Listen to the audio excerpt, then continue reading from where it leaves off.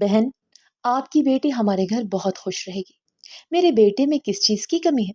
جوان اور خوبصورت ہے، اچھا کماتا ہے، لاکھوں میں ایک ہے۔ بس آپ اللہ کا نام لے کر بسم اللہ کریں۔ ابیر نے کھڑکی سے جھانکتے ہوئے سامنے بیٹھی آنٹی پر ایک نظر ڈالی، جو اپنے بیٹے کی تعریف میں زمین و آسمان کے کلابے ملا رہی تھی۔ یہ کیا ہو رہا ہے بھائی؟ بھابھی نے اسے محبت سے دیکھ کر اس کے کندھے پر پیار سے ہاتھ مارا تو وہ گڑبڑا گئی۔ نہیں، کچھ نہیں، میں بس یوں ہی۔ وہ گھبرا کر بولی تو بھابھی کے لبوں پر مسکراہٹ آ گئی۔ ویسے رشتہ تو اچھا ہے، تمہارے بھائی کے دفتر میں کچھ عرصہ پہلے کام کر چکا ہے، قابل اور محنتی لڑکا ہے۔ اس نوکری سے بھی اچھی نوکری مل گئی تو وہاں سے چھوڑ گیا تھا۔ تمہارے بھائی بتا رہے تھے کہ اس کی تنخواہ کافی اچھی ہے، پھر اکلوتا بھی ہے، ایک ہی بہن ہے وہ بھی شادی شدہ، یعنی ساس کے علاوہ کوئی سردرد نہیں۔ اب کی بار بھابھی نے شرارت بھرے لہجے میں کہا تو وہ چونک گئی اور مصنوعی غصے سے بھابھی کو دیکھنے لگی۔ میرا مطلب یہ ہے کہ تمہاری ہونے والی ساس کچھ تیز خاتون معلوم ہوتی ہے اور تم اتنی معصوم سی ہو۔ بھابھی نے اس کے چہرے پر ایک نظر ڈال کر تفتیش بھرے لہجے میں کہا تو اس نے کوئی جواب نہ دیا۔ وہ کھڑکی سے پلٹ کر برتن دھونے کھڑی ہو گئی۔ تمہارے بھائی کو تو یہ رشتہ بہت پسند ہے، بظاہر کوئی کمی بھی نہیں، پر وہ چاہتے ہیں کہ جو بھی وہ فیصلہ کرے اس میں تمہاری مرضی شامل ہو، تو تم اچھی طرح سوچ سمجھ کر مجھے بتا دینا۔ بھابھی فیصلے سمیت باورچی خانے کا کام بھی اس پر ڈال کر چلتی بنی۔ اس نے مڑ کر باورچی خانے سے نکلتی بھابھی پر ایک نظر ڈالی اور دوپٹے کے پلو سے ہاتھ صاف کرتے جلدی سے دوبارہ کھڑکی میں آ کھڑی ہوئی۔ سامنے کمرے کا منظر اس پر واضح تھا، جہاں اس کی ہونے والی ساس اس کے ہاتھ کے بنے 4 کباب پلیٹ میں رکھے کبابوں کی تعریف میں زمین و آسمان کے کلابے ملا رہی تھی۔ ابیر گھر میں سب سے چھوٹی تھی، اس کے والد ایک سرکاری محکمے میں ملازم تھے۔ ابیر سے بڑی 2 بہنیں تھیں جو اپنے ابا کی زندگی میں ہی رخصت ہو کر اپنے گھر جا چکی تھیں۔ وہ دونوں دوسرے شہر میں آباد تھیں۔ وہ دونوں بال بچوں والی اپنی زندگی میں مصروف تھیں، لہٰذا کبھی کبھار ہی میکے کا رخ کرتی، تاہم فون پر ان کا ماں سے مسلسل رابطہ تھا۔ گھر میں کیا کچھ ہو رہا ہوتا ابیر سے زیادہ انہیں خبر ہوتی۔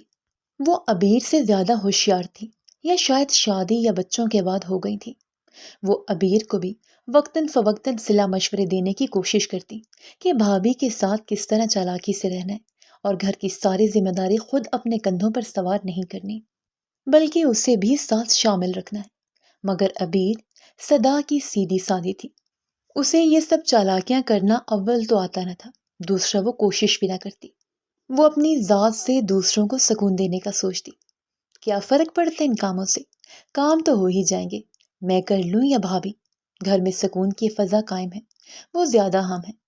بہنیں اس کی سوچ پر سر پیٹ کر رہ جاتی۔ ہم کون سا کہہ رہی ہیں کہ لڑائی جھگڑا اور فساد ڈالو، پر بہن کچھ کام کاج اس سے بھی کر لینے دو۔ ارے آپ بھی، ان چیزوں سے کیا ہی فرق پڑتا ہے؟ انسان دوسروں کی نظروں میں خود ہی ذلیل ہو جاتا ہے۔ جیسا چل رہا ہے چلنے دے، اس کی اپنی ہی منطق تھی۔ بہنیں اپنا سا منہ لے کر رہ جاتی۔ ابیر بہنوں کے رویے پر حیران تھی۔ خود جب وہ آتی تو بھابھی کے ساتھ ہنس ہنس کر گپے لڑاتی۔ ان کے بچے سارا دن بھابھی کے کمرے میں گھسے دھماکہ چوکڑی مچاتے اور اکلوتے ماموں سے فرمائش کر کے چیزیں منگوا کر کھاتے، اور ابیر کو وہ بھابھی کے ساتھ چالاکی اور ہوشیاری سے رہنے کی تلقین کرتی۔ ارے بھائی، ہم نے تو کبھی کبھار ہی آنا ہوتا ہے۔ ابیر کے اعتراض کا جواب بھی ان کے پاس موجود تھا۔ تم تو یہی ہوتی ہو، اس لیے تمہیں سکھاتے ہیں۔ میں نے کون سا ہمیشہ یہی رہنا ہے؟ میں بھی اپنے گھر چلی جاؤں گی، پھر کبھی کبھار ہی آؤں گی، تو واپس آنے کا منہ تو رکھ کر جاؤں نا۔ وہ سوچ کر رہ جاتی۔ ابیر کے ابا نے اپنی زندگی میں 3 بچوں کی شادی کر دی تھی، جبکہ ایک ابھی رہ گئی تھی۔ ان کی کوشش تو یہی تھی کہ ابیر کو بھی جلد از جلد رخصت کر دے، پر ایک تو ابیر ابھی پڑھ رہی تھی اور دوسرا زندگی نے انہیں اتنا موقع ہی نہ دیا۔ ایک دن وہ خاموشی سے چل بسے۔ ابیر کا بھائی ذمہ دار انسان تھا، وہ بہن سے کبھی غفلت نہ برتا تھا، بلکہ ابا کے بعد سے اس نے ابیر کا زیادہ خیال رکھنا شروع کر دیا تھا۔ وہ جب کبھی اپنی بیوی کے لیے کوئی چیز لاتا تو ماں اور بہن کے لیے الگ سے شاپر بنوا کر لے آتا۔ اماں اور بہن اس کی محبت پر نہال ہو جاتی۔ ابیر اپنے بھائی کی لاڈلی تھی، ابا کے بعد سے اس نے فرمائش کرنا چھوڑ دی تھی۔ وہ نہیں چاہتی تھی کہ وہ بھائی پر بلا وجہ بوجھ ڈالے۔ بھائی کے بیٹے کی پیدائش کے بعد سے اس کے خرچے کافی حد تک بڑھ گئے تھے، مگر وہ ابیر کی پسند سے اچھی طرح واقف تھا۔ وہ خود ہی اس کے لیے اس کی پسند کی چیزیں لے آتا، اور جب کبھی بھابھی بھائی کے ساتھ بازار جاتی تو ساس کے ساتھ ساتھ ابیر کے لیے بھی کوئی نہ کوئی چیز لے آتی۔ جب بھابھی اس کے ساتھ اتنی اچھی تھی، بغیر کہے اس کی ضرورتوں کا خیال رکھتی، بلکہ اس نے بھائی کو بھی کبھی ماں بہن پر پیسے خرچ کرنے سے منع نہ کیا تھا، تو ابیر اس کے ساتھ چالاکیاں کر کے اس کا دل کیوں میلا کرتی؟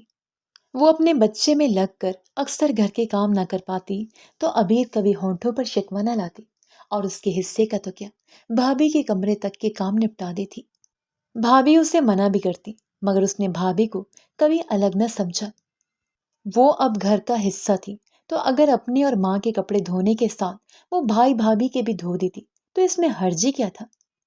ابیر کے لیے آیا گیا رشتہ گھر میں سب کو ہی پسند تھا۔ اس کی بہنوں سے بھی مشورہ کر لیا گیا، صرف ابیر کی رائے جانا باقی تھی۔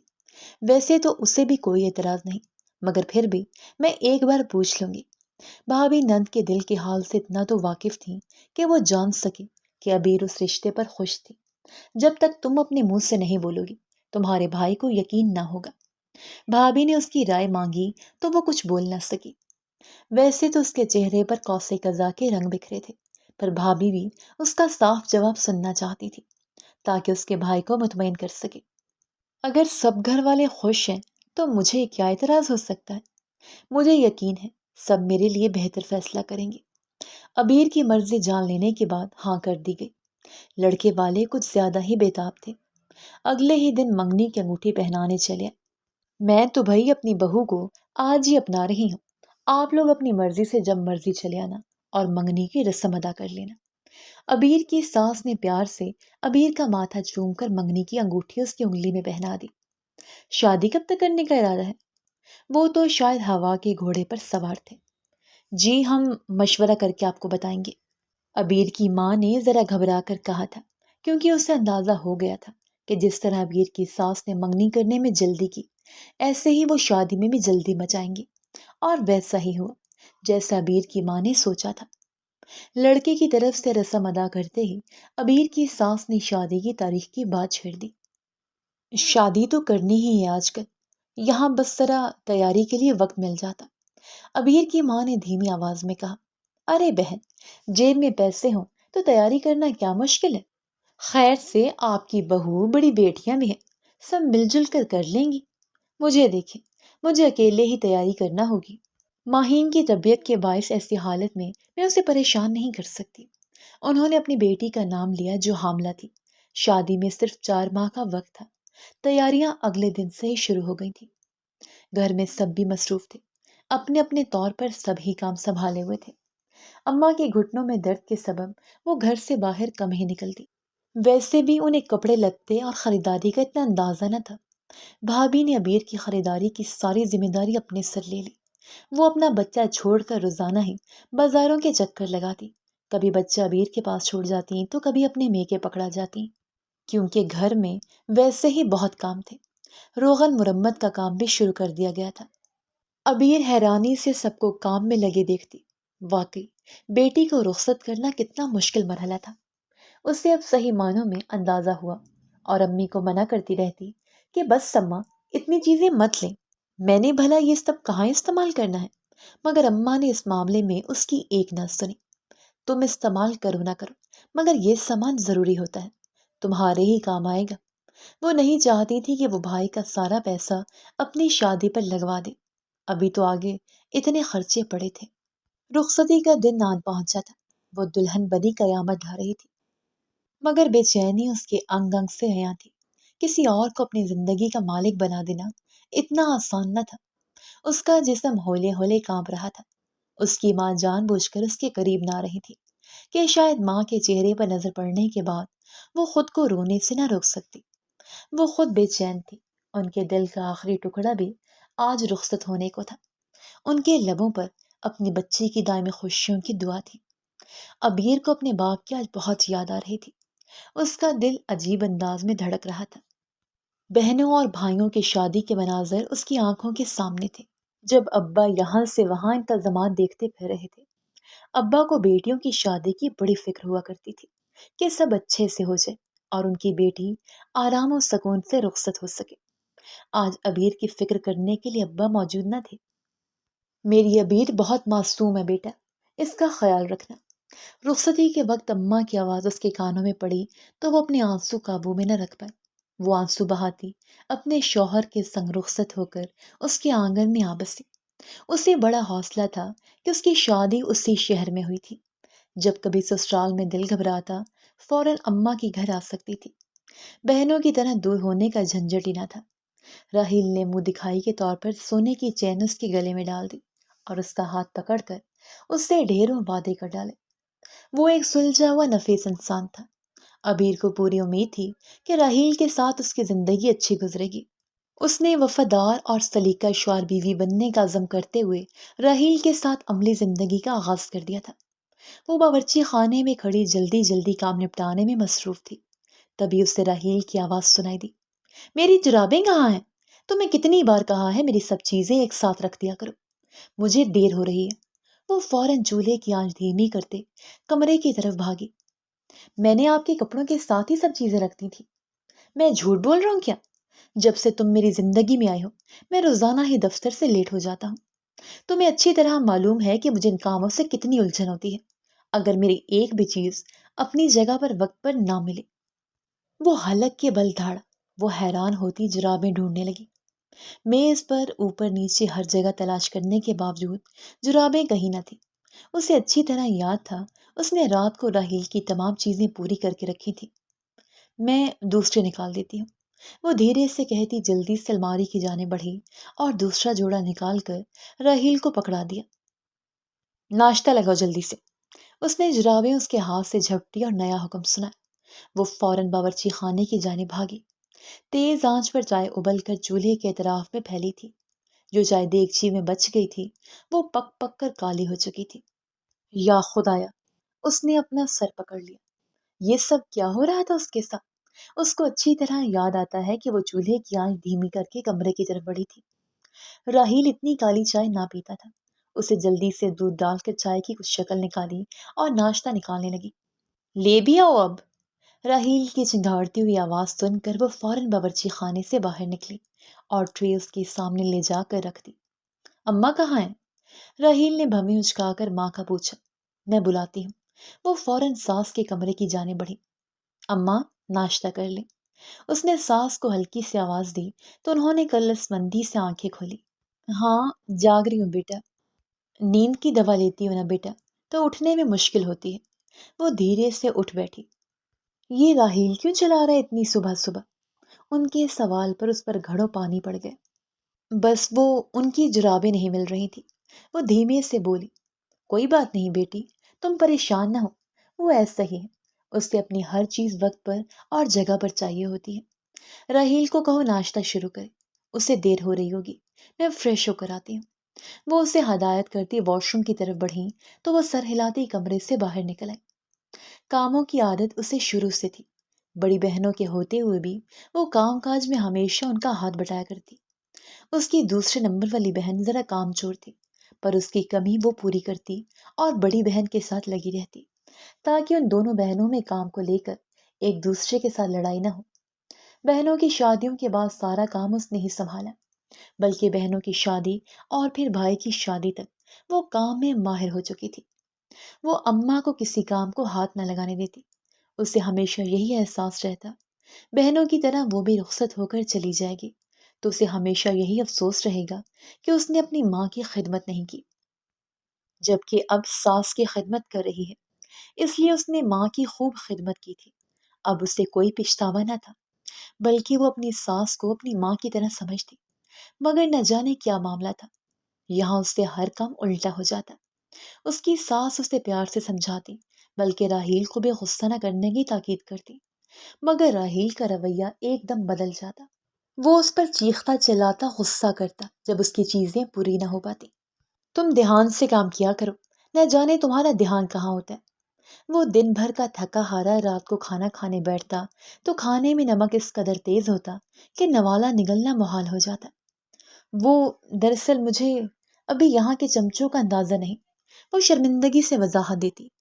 تو اماں سے پوچھ لیا کرو، یا چکھ لیا کرو، تمہیں پتا ہے مجھے باہر کا کھانا پسند نہیں، میں لنچ میں بھی کچھ نہیں کھاتا۔ وہ منہ بنا کر کہتا، میں انڈا بنا لاتی ہوں۔ روز روز انڈے کھا کر بھی وہ تنگ آتا جا رہا تھا۔ وہ روحان سی ہو کر انڈا بنانے لگتی۔ وہ اتنی کوشش کر رہی تھی کہ اس کا شوہر اس سے خوش رہے۔ اس کی ساس نے کہا تھا کہ ہم دونوں تو کل کا رکھا بھی کھا لیا کریں گے، پر راہیل نے صرف رات کو کھانا گھر کھانا ہوتا ہے، تو تم شام میں تازہ سالن بنا دیا کرو۔ اور وہ یہی کرتی، مگر نہ جانے کیا مسئلہ تھا، ہر بار کوئی نہ کوئی غلطی کر جاتی اور شوہر کو غصہ آتا۔ وہ کب تک اپنے غصے کو قابو کرتا؟ ابیر اسے حق پر سمجھتی تھی۔ کوئی بھی انسان صبح کا تھکا ہارا اور بھوکا شام کو گھر آ کر کھانا کھانے بیٹھے اور کھانے میں نمک زہر ہو تو غصہ کرنا تو بنتا ہی ہے۔ آج جس کا دل بے حد گھبرا رہا تھا، شادی کو 8 ماہ ہونے والے تھے، مگر حالات ٹھیک ہونے کے بجائے خراب ہوتے جا رہے تھے۔ وہ ان 8 ماہ میں بہت کم میکے گئی تھی۔ وہ اپنی ساس کے پاس چلی گئی۔ میں اماں کی طرف ہوں، راہیل رات کو دیر سے آئیں گے اور کھانا بھی کھا کر آئیں گے، میں شام تک آ جاؤں گی۔ وہ ساس سے اجازت طلب کرتی ان کے پاس بیٹھ گئی۔ ارے بیٹی، میں تو اکیلے گھر میں رہ ہی نہیں سکتی، راہیل بھی دیر سے آئے گا تو میں تو کہیں بے ہوش ہو کر پڑی ہوئی ہوں گی۔ میرا بڑا دل گھبراتا ہے اکیلے میں، اسی لیے تو مجھے شادی کی جلدی تھی کہ گھر میں بہو آئے تو رونق ہو۔ اب تم کوئی ایک آدھا بچہ میری گود میں ڈالو تو پھر خود چاہے جہاں مرضی گھومنا، میں اپنے پوتے پوتی میں دل لگا لوں گی۔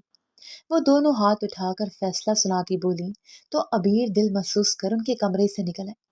اسے میکے جانے کی بھی اجازت نہ تھی۔ رفتہ رفتہ اسے اندازہ ہوتا گیا کہ اس کے ساتھ جتنی سادہ بنتی تھی اتنی تھی نہیں۔ زیادہ تر کام بگاڑنے میں بھی اسی کا ہاتھ تھا۔ وہ سیاست سے کام لیتی، منہ پر میٹھی میٹھی بنی رہتی، جبکہ اس کے دل میں ابیر کے خلاف نہ جانے کون سا بغض بھرا تھا۔ وہ راہیل کے سامنے ابیر کے ساتھ اس قدر میٹھی تھی کہ ابیر حیران ہوتی، جبکہ اس کے جاتے ہی اپنے کمرے میں گھس جاتی، تیار ہو کر اپنے رشتہ داروں میں چلی جاتی، اور ابیر سارا دن گھر میں بور ہوتی رہتی۔ ارے بھابھی، آپ تو کہیں نکلتی نہیں ہیں، میرے گڈو کی سالگرہ ہے شام کو، آپ نے بھی لازمی آنا ہے، اور راہیل بھائی کو تو میرے میاں نے فون کر کے تاکید کر دی تھی، پر پھر بھی آپ نے بھی میری طرف سے انہیں دوبارہ کہنا ہے۔ راہیل کی پھپھو کی بیٹی اپنے بیٹے کی سالگرہ پر مدعو کرنے آئی تو ابیر کو خاص تاکید کی۔ اس کا گھر زیادہ دور نہ تھا۔ میں ضرور آؤں گی، اس نے خلوص سے اس کی دعوت قبول کی تھی۔ سارا دن گھر میں رہ کر وہ ویسے ہی بور ہو چکی تھی، سالگرہ کا سوچ کر وہ کافی پرجوش تھی۔ اس نے اپنا پسندیدہ جوڑا نکال کر استری کر کے لٹکا دیا۔ شام کو وہ مقررہ وقت پر تیار ہو کر نکلی تو اس کی ساس اسے دیکھ کر حیران تھی۔ تم کہاں چلی؟ تم رہنے دو، ویسے بھی راہیل نہ جائے گا تو تم کیا کرو گی جا کر؟ ان سے ہمارے اتنے اچھے تعلقات نہیں کہ میں اپنی بہو کو ان سے ملواتی پھر۔ تم رہنے دو، میں جلدی ہو کر آ جاؤں گی، میں نے کون سا زیادہ دیر رکنا ہے، بس یوں گئی اور یوں آئی۔ وہ چٹکی بجاتی اس کے سامنے سے گزر کر چل دی تو وہ ٹھنڈی سانس بھرتی واپس چلی گئی اور کانوں میں لٹکی بالیاں اتارنے لگی۔ ساس کو گئے کافی دیر ہو گئی تھی، اماں ابھی تک نہیں آئی۔ وہ پریشانی سے پورے گھر میں گھوم رہی تھی۔ تبھی راہیل اور اماں کو ایک ساتھ آتا دیکھ کر وہ چونک گئی۔ کھانا لگاؤں آپ کے لیے؟ اس نے سر جھٹک کر راہیل سے پوچھا۔ میں کھانا کھا کر آیا ہوں، وہ کچھ حیران ہوتا بولا۔ تم کیوں نہیں آئی سالگرہ میں؟ راہیل نے اس سے استفسار کیا تو وہ چونک گئی۔ آپ سالگرہ میں گئے تھے؟ اس نے حیرانی سے پوچھا۔ ہاں، تو جب کوئی اتنے خلوص سے بلائے تو جانا بنتا بھی ہے، تو تمہیں بھی جانا چاہیے تھا۔ وہ افسوس سے سر ہلاتا کہتا کمرے سے باہر نکل گیا۔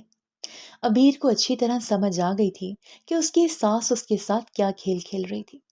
اس نے راہیل کو بتانے کی کوشش کی تو وہ ہتھے سے اکھڑ گیا۔ تمہیں شرم نہیں آتی میری ماں کے بارے میں ایسی بات کرتے ہوئے؟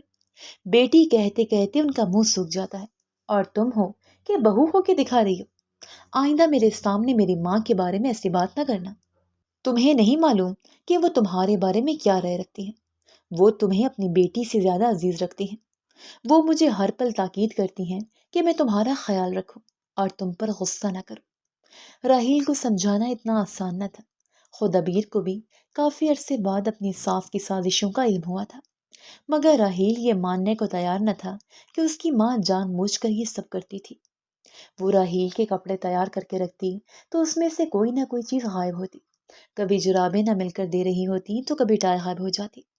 حالانکہ اس نے سب چیزیں خود گن کر پوری کی ہوتی۔ کبھی سالن میں نمک زیادہ تو کبھی مرچ تیز ہو جاتی، اور کبھی آئل اتنا ہوتا کہ وہ حیران ہوتی کہ اس نے تو ناپ کر آئل ڈالا تھا، پھر یہ اس قدر آئل کیسے آ گیا کہ اوپر تک تیرتا صاف دکھائی دیتا۔ راہیل کو زیادہ چکنائی والی چیزیں پسند نہ تھی، وہ کھانے پینے کے معاملے میں بھی بہت نخریلا تھا۔ تمہیں کتنی بار کہا ہے کہ آئل کم ڈالو؟ وہ اپنا ماتھا پیٹ ڈالتا۔ نہ جانے یہ کیسی لڑکی تھی جس کو بار بار بتانے کے باوجود بھی سمجھ میں نہ آتی، اور ہر بار وہی کام کرتی جس سے راہیل کو سخت چڑ ہوتی۔ ابیر اس کے دل سے اترتی جا رہی تھی، اور اس میں سارا کمال راہیل کی ماں کا تھا، جو ابیر کو اپنے بیٹے کے دل میں بسنے نہ دینا چاہتی تھی۔ وہ نہیں چاہتی تھی کہ بہو آ کر اس کے بیٹے پر قبضہ جما کر بیٹھ جائے اور اس کے گھر میں کوئی اہمیت ہی نہ رہے۔ آخر راہیل اس کا اکلوتا بیٹا تھا، اسے کچھ نہ کچھ کر کے اپنے بیٹے کو اپنے قابو میں رکھنا تھا۔ وہ کوئی بے وقوف عورت تو نہ تھی کہ اپنے ہاتھوں سے اپنے بیٹے کی شادی کر کے اسے بہو کے حوالے کر کے خود اپنی اہمیت کھو کر الگ تھلگ ہو کر بیٹھ جاتی۔ وہ جانتی تھی کہ اپنے بیٹے کو اپنے اختیار میں کیسے رکھنا ہے، اور بہو کی عزت اور اہمیت دو کوڑی کی کیسے کرنی ہے۔ آپ مجھے امی کی طرف چھوڑ دیں، اماں کی طبیعت ٹھیک نہیں ہے، ان کا کئی بار فون آ چکا ہے، مجھے آج لازمی جانا ہے۔ اس بار اس نے اپنی ساس سے بات کرنے کے بجائے اپنے شوہر سے بات کرنا مناسب سمجھا۔ وہ آفس جانے کے لیے تیار ہوا تو وہ بھی ساتھ تیار ہو کھڑی ہوئی۔ مگر میں اتنی صبح صبح تمہیں کیسے چھوڑوں؟ مجھے دفتر سے دیر ہو رہی ہے۔ اچھا آپ ایسا کریں، مجھے صرف ادھر نکڑ تک چھوڑ دیں جہاں سے آپ کے دفتر کا راستہ جاتا ہے، وہاں سے آگے میں خود ہی چلی جاؤں گی۔ وہ آج کسی صورت ماننے کو تیار نہ تھی۔ اماں سے ملنے کے لیے اس کا دل تڑپ رہا تھا۔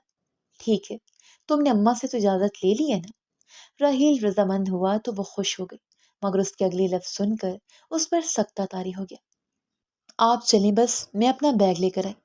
اس نے راہیل کو ٹالنے کی کوشش کی، مگر وہ کہاں ٹلنے والا تھا۔ میں نے کچھ پوچھا ہے تم سے، تم اماں کی اجازت سے جا رہی ہو یا نہیں؟ اماں سو رہی ہیں، آپ بتا دیجیے گا بعد میں۔ وہ ذرا دھیمے لہجے میں بولی تو راہیل نے حیرت سے اس کے چہرے کی جانب دیکھا۔ تمہارا دماغ تو ٹھیک ہے؟ تمہیں پتا ہے اماں صبح سویرے ہی جاگ جاتی ہیں۔ جاؤ اماں سے اجازت لے کر آؤ، تبھی میں تمہیں لے کر جاؤں گا۔ راہیل عجلت میں اپنی ٹائی درست کرتا بولا تو وہ فوراً کمرے سے باہر نکل گئی۔ وہ جانتی تھی کہ اس کی ساس اسے اجازت نہ دے گی، مگر آج وہ بھی ارادہ کیے ہوئے تھی کہ جو بھی ہو جائے وہ اماں سے ضرور ملنے جائے گی۔ تمہیں کیا ضرورت ہے اتنی صبح صبح ماں کے گھر جانے کی؟ ابھی اتنا سارا کام پڑا ہے، وہ کون نپٹائے گا؟ بعد میں چلی جانا، ساس نے حسب معمول جواب دیا تھا۔ کام میں آ کر نپٹا لوں گی اماں، ابھی مجھے جانے دے، میرا دل بہت بے چین ہے، اور اماں کی طبیعت بھی ٹھیک نہیں۔ یہ تمہاری ماں جیسی مائیں ہوتی ہیں جو بیٹیوں کا گھر بسنے نہیں دیتی۔ تم کیا ہر دوسرے دن میکے دوڑی جاتی ہو؟ اپنی ساس کے الفاظ سن کر وہ اس قدر حیران ہوئی تھی۔ اسے تو کتنا عرصہ ہو گیا تھا اس نے میکے کا نام لینا ہی چھوڑ دیا تھا، کیونکہ وہ سمجھ گئی تھی کہ نہ تو اس کی ساس کو اور نہ ہی اس کے شوہر کو اس کا میکے جانا پسند تھا۔ اماں، اتنے دن ہو گئے ہیں میں اپنی ماں سے نہیں ملی، اور میری بہنیں بھی آئی ہوئی ہیں، پلیز مجھے جا لینے دے۔ اس نے آج پہلی دفعہ اپنی ساس کی منت کی تو اس نے حیران ہو کر ابیر کو دیکھا۔ تمہیں ایک بار میں بات سمجھ میں نہیں آ رہی کہ میں کیا کہہ رہی ہوں؟ میرا دماغ خراب مت کرو، جاؤ یہاں سے۔ اب کی بار وہ ذرا غصے سے بولی تو ابیر کو ان کی یہ بات اچھی نہ لگی۔ وہ غصے میں منہ پھیر کر وہاں سے چلی آئی۔ اس کی ساس کو ابیر کا انداز بالکل نہ بھایا۔ اس کی اتنی جرت ہو گئی کہ یہ میرے سامنے نخرے دکھائے اور بحث کرے، ابھی اس کو سیدھا کرتی ہوں۔ وہ ابیر کے پیچھے چلی آئی۔ تمہاری بیوی اپنے میکے جانے کے لیے میرے ساتھ بدتمیزی کر کے آئی ہے۔ ماں کے الفاظ سن کر راہیل حیران تھا۔ تمہاری جرت کیسی میری ماں سے بدتمیزی کرنے کی؟ اس نے ماں کے کہے ایک جملے سے نہ جانے کیا کچھ اخذ کر لیا۔ راہیل، میں نے کوئی بدتمیزی نہیں کی، میں نے صرف ان سے میکے جانے کی اجازت مانگی جو انہوں نے مجھے نہیں دی۔ میں اپنی ماں سے ملنا چاہتی ہوں۔ تم اپنی ماں سے مل کر کیا کر لو گی؟ اگر میری ماں نے کہا ہے کہ نہیں جانا تو نہیں جانا۔ راہیل حلق کے بل دھاڑا، وہ حیران تھی۔ اس نے ہمیشہ کوشش کی کہ راہیل کو شکایت کا موقع نہ دے۔ وہ جب اس پر چیختا چلاتا تو اسے بہت برا لگتا، اور وہ بری طرح سہم جاتی۔ اس کے میکے میں کبھی کسی نے اس سے اس طریقے سے بات نہ کی تھی۔ اس کے ابا نے نہ تو کبھی اپنی بیوی پہ اس طرح چلایا تھا، اور نہ ہی کبھی بچوں پر، لہٰذا اسے یہ سب سننے اور سہنے کی عادت نہ تھی۔ پھر بھی وہ راہیل کی ہر بات برداشت کر جاتی، کیونکہ وہ اپنا گھر بستا ہوا دیکھنا چاہتی تھی۔ وہ نہیں چاہتی تھی کہ وہ جا کر اپنی بوڑھی ماں کو پریشان کرے، جو پہلے بیمار رہا کرتی، اور اپنے اکلوتے بھائی پر ایک بوجھ بن جائے۔ اس لیے وہ سارا دن کوششوں میں ہلکان رہتی اور اپنا خیال نہ رکھتے ہوئے گھر کا خیال رکھتی۔ اس نے گھر کا ایک ایک کونا چمکا رکھا تھا۔ وہ اپنی ساس کے کہنے سے پہلے یہ سارا کام نپٹا لیتی۔ نہ گھر میں کبھی کوئی گند بکھرا پڑا ہوتا، نہ کپڑے بغیر دھوئے پڑے ہوتے۔ اور اب تو کھانا بھی وہ بڑی احتیاط سے بناتی اور راہیل کے آنے سے پہلے تیار کرتی اور فوراً میز پر لگا دیتی کہ اس کی ساس کو کھانے میں نمک مرچ ملانے کا موقع ہی نہ مل پائے۔ مگر اس کی ساری کوششیں رائگاں تھیں۔ اس کی ساس نے اس پر بدتمیزی کا جھوٹا الزام لگا دیا تھا۔ راہیل اپنی سرخ آنکھوں سے اسے گھور رہا تھا۔ اس کا غصہ دیکھ کر عبیر ایک دم سہم گئی اور پیچھے ہوتی دیوار سے جا لگی۔ اس بار تو میں تمہیں چھوڑ رہا ہوں، اس نے انگلی اٹھا کر عبیر کو دھمکی دی۔ آئندہ اگر تم نے میری ماں کے ساتھ زبان چلائی یا بدتمیزی کی تو میں تمہیں طلاق دے کر گھر سے نکال دوں گا۔ راہیل کی بات سن کر اس کے چاروں طبق روشن ہو گئے۔ اتنی سی بات پر اس نے منہ پھاڑ کر اس اپنی ماں کے سامنے طلاق کی دھمکی دیتی تھی۔ کیا عبیر کی اہمیت اتنی کم تھی کہ وہ اس سے اتنی سی بات پر طلاق دے کر اپنی زندگی سے فارغ کرے گا؟ کیا اس کی خدمت کا یہی صلہ ملنا تھا؟ وہ دونوں ماں بیٹے دندناتے ہوئے کمرے سے باہر نکل گئے تو عبیر سسکتی ہوئی دیوار کے ساتھ ہی زمین پر بیٹھتی چلی گئی۔ راہیل نے کچھ عرصے میں ہی چیخنا چلانے کے بعد اس پر ہاتھ بھی اٹھانا شروع کر دیا تھا۔ اس کی ساس کھل کر سامنے آ گئی تھی۔ وہ عبیر کے ساتھ خود لڑائی جھگڑا کرتی اور اس پر بدتمیزی کا الزام رکھ کر راہیل کو سامنے کر دیتی۔ راہیل اس پر ہاتھ اٹھانے سے بھی گریز نہ کرتا۔ عبیر کا دل چاہتا کہ وہ یہ سب کچھ چھوڑ چھاڑ کر اپنے ماں کے گھر چلی جائے اور پلٹ کر دوبارہ کبھی اس شخص کے گھر میں قدم نہ رکھے، مگر وہ سہ جاتی، برداشت کر لیتی۔ آخر وہ ایک بیٹی تھی، کیسے اپنی ماں بھائی کی عزت پر آنچ آنے دیتی؟ کبھی نہ کبھی تو راہیل کا دل پگھلے گا۔ وہ اسی آس پر زندہ تھی۔ وہ ساس کو شکایت کا کوئی موقع نہ دینے کی کوشش کرتی، مگر اس کی ساس نہ جانے کیوں اس کی دشمن بن بیٹھی تھی۔ اس سے عبیر کا وجود اب گھر میں برداشت نہ ہوتا۔ وہ ہر پل اس کے پیچھے پڑی رہتی، مگر اپنے بیٹے کے سامنے معصوم بن جاتی۔ اللہ جانے اس عبیر سے کیا دشمنی تھی۔ وہ اپنے میکے کا سوچتے پر ہمت نہ کر پاتی۔ اس کے بھائی کے ہاں 2 بچے کی پیدائش ہو چکی تھی۔ ان کا اپنا خرچہ بہت تھا۔ بڑھتی ہوئی مہنگائی میں یہ سب کس قدر مشکل تھا وہ اچھی طرح جانتی تھی۔ پھر اماں کا کیا بنے گا؟ بیٹی کے گھر آ کر بیٹھ جانے سے تو وہ بالکل ہی ختم ہو جائیں گی۔ یہی سوچیں اس کے پاؤں کی زنجیر بن جاتی ہیں۔ وہ اپنی ماں کو اپنی وجہ سے پریشانی میں نہ ڈال سکتی تھی، لہٰذا چپ چاپ سہ جاتی۔ پلیز مجھے ماریے گا مت، مجھے درد ہوتا ہے، میں نے آپ کی امی سے بدتمیزی نہیں کی، عبیر نے روتے ہوئے کہا تو راہیل نے ایک نظر اس کے معصوم چہرے کو دیکھا اور اگلے ہی لمحے عبیر کے منہ پر زوردار تھپڑ مارا۔ میری ماں نمازی پرہیزگار عورت ہے، وہ جھوٹ نہیں بولتی، جھوٹی تم ہو۔ آج تم نے میری ماں سے بدتمیزی کی، میں تمہیں چھوڑوں گا نہیں۔ اس کے بعد کمرے میں عبیر کی چیخیں گونجتی رہیں۔ جب راہیل کمرے سے باہر نکلا تو عبیر کمرے کے فرش پر پڑی نیم بے ہوش تھی اور باہر بیٹھی ساس تسبیح پڑھتے مسکرا رہی تھی۔ درد سے کروٹ بدلتے عبیر نے کھڑکی سے کھلے آسمان کی طرف دیکھا۔ یا اللہ، تجھے تیرے رب ہونے کا واسطہ، مجھے انصاف دے، یہ کہتے ہوئے وہ سسک پڑی۔ راہیل اور اس کی ماں اس بات سے انجان تھے ان کی زندگی میں کیا طوفان آنے والا تھا۔ دروازے پر زوردار دستک ہوئی۔ وہ خود کو سنبھالتی ہوئی اٹھی۔ اس کی سانس اٹھ کر دروازے پر جانے والی نہ تھی۔ جی کون؟ اس نے بلند آواز میں پوچھا۔